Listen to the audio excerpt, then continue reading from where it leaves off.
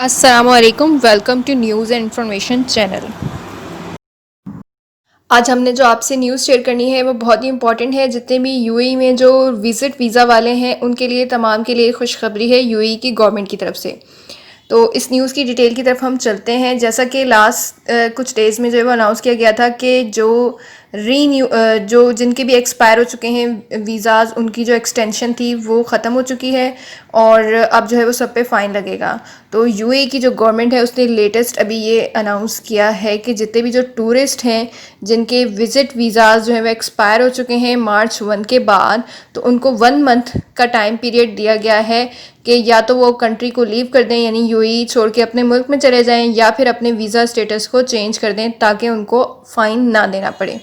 और ये ऐलान जो है वो federal authority for identity and citizenship ICA जो है उन्होंने अनाउंस किया है लेटेस्ट आज के दिन मंडे को, कि जितने भी जो विज़िट वीज़ाज़ वाले हैं जिनके वीज़ाज़ एक्सपायर हुए हैं मार्च के बाद, तो वो यूएई उनके पास 1 मंथ का टाइम है कि वो यूएई को लीव कर दें या फिर अपना वीज़ा स्टेटस चेंज कर लें।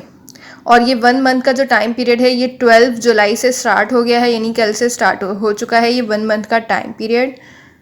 तो जितने भी जो लोग हैं जो कि इस कंफ्यूजन में थे कि अब हम पे जो फ़ाइन लगेगा, तो उनके लिए ये खुशखबरी है कि उनके ऊपर फ़ाइन नहीं लगेगा। उन्हें 1 मंथ का जो है वो टाइम पीरियड दे दिया गया है कि वो जो है इस फ़ाइन से बच जाएं और अपने अपने कंट्री वापस चले जाएं या फिर अपना जो स्टेटस है उसको चेंज कर लें, यानी कि रीन्यू करवा लें अपने वीज़ा को। मज़ीद उन्होंने ये बताया कि जितने भी जो टूरिस्ट हैं और जो कि कंट्री में आ रहे हैं, तो उनके लिए जो है वो उनके पास कोविड-19 का नेगेटिव टेस्ट रिपोर्ट लाजमी होनी चाहिए। और request to enter in the UAE जो है वो भी उन्हें सबमिट करनी होगी, यानी कि उनके पास अप्रूवल भी होना चाहिए।